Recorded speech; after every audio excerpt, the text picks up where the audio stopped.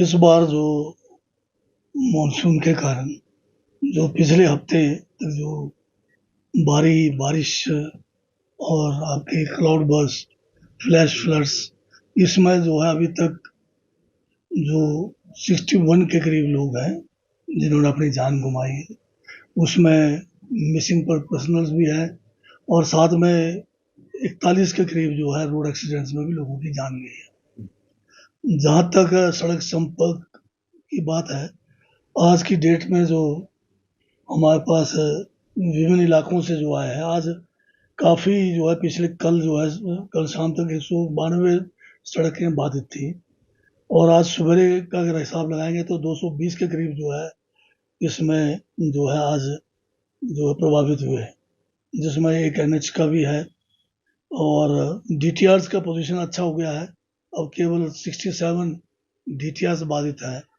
और पेयजल योजना जो पिछले कल तक जो है कोई 700 के करीब थी, आज जो है काफ़ी 153 के करीब पहुंच गए। तो अगर आप इसको पिछले 1-2 हफ्ते से कंपेयर करेंगे तो सड़क है, चाहे बिजली की सप्लाई है, पेयजल की योजनाएं हैं, ये काफ़ी मतलब इसमें सुधार हुआ है। बाकी जो लोगों के मकान चले गए हैं या जो ज़मीनें चली गई है या लोगों के घरों में जो मलबा अंदर पहुंचा है, इन सबको जो है क्लियर करने के लिए और जो बाधित जो सड़क संपर्क है, इस पर जो युद्ध स्तर के ऊपर काम किया जा रहा है। अगर आप हिसाब लगाएंगे, जो हमारा मंडी जिला है जो सबसे ज़्यादा इस बार प्रभावित हुआ है, इसमें अभी तक 170 जो है मशीनें इन सड़कों को बाधित जो सड़कें हैं इनको क्लियर करने में लगे हुए हैं, जिसमें अगर थुनाग की बात करें तो 45 जो है जेसीबी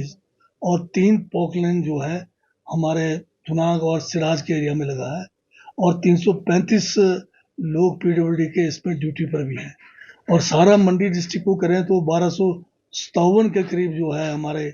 जो बेलदार हैं, एमटीडब्ल्यूज हैं, ये जो है पीडब्ल्यूडी विभाग के लगे हुए हैं।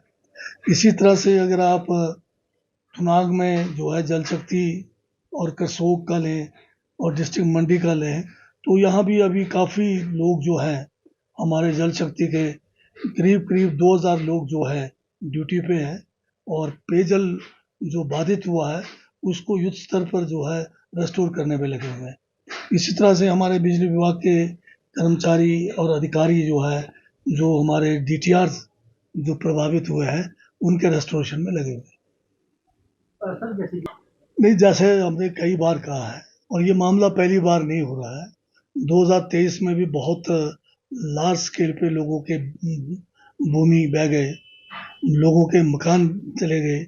और यही स्थिति आज भी है। आज भी बहुत सारे लोगों के मकान और ज़मीन बह गए, पर एफसीए का कानून तो वही है ना जो 1980 का कानून है, जिसके तहत अगर हमने 1 इंच भूमि भी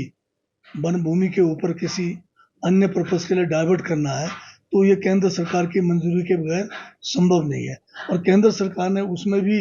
एक अलग मतलब जो है इसका रखा हुआ रोड्स के लिए है या कोई बिल्डिंग सरकारी है उसके लिए है। प्राइवेट लोगों के ज़मीन जाने पर या प्राइवेट लोगों के मकान जाने पर उनको वन भूमि पर फॉरेस्ट कंजर्वेशन एक्ट 1980 में उनको ज़मीन देने का कोई प्रावधान नहीं है।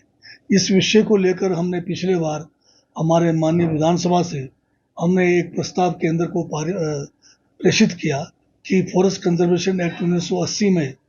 जो है संशोधन करके ऐसे समय में जब लोगों की ज़मीन बह जाती है, मकान चले जाते हैं, उनके लिए या तो उनके ज़मीन के बदले में तबादले में दें या कोई ऐसा मतलब संशोधन करें जिससे कम से कम जो है ऐसे प्राकृतिक आपदाओं में लोगों को हम तुरंत जो वन भूमि है लोगों को जो है उनको दे सकें। परंतु केंद्र सरकार ने हमारे प्रस्ताव पे अभी तक कोई विचार नहीं किया है। अभी जितने भी हमारे भाजपा के केंद्र के अंदर हमारे चाहे मंत्री हैं हिमाचल प्रदेश से, चाहे हमारे एमपीज हैं,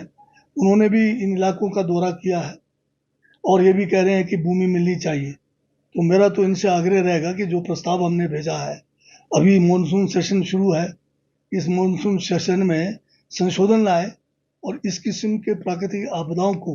न केवल हिमाचल प्रदेश में, देश के किसी भी हिस्से में जहां फॉरेस्ट कंजर्वेशन एक्ट 1980 के कारण लोगों को ऐसे प्राकृतिक आपदाओं में भूमि तबादले में देने का प्रावधान नहीं है, उनको राहत में देने का प्रावधान नहीं है, इसमें संशोधन करके हमें एक राहत दे सकते हैं। की खेती को लीगल करने के लिए नहीं है, भांग की खेती को शुरू करने के लिए जो है नियम जो हमने बनाने थे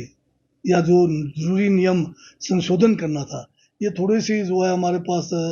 जो है सूचना का आदान प्रदान ठीक से नहीं है। 1985 में एनडीपीएस एक्ट के तहत हमारा अपना कानून है हिमाचल का। हमारा 1989 का जो है नियम बने हुए हैं,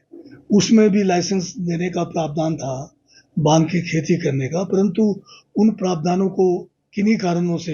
हिमाचल प्रदेश में लागू नहीं किया गया। परंतु अभी जो हम नया जो एक नियम बना रहे हैं भांग की खेती, चाहे वो आपके औद्योगिक इंडस्ट्रियल के लिए है, चाहे मेडिसिनल है, उसके लिए हमने जो है नियम बनाए हैं।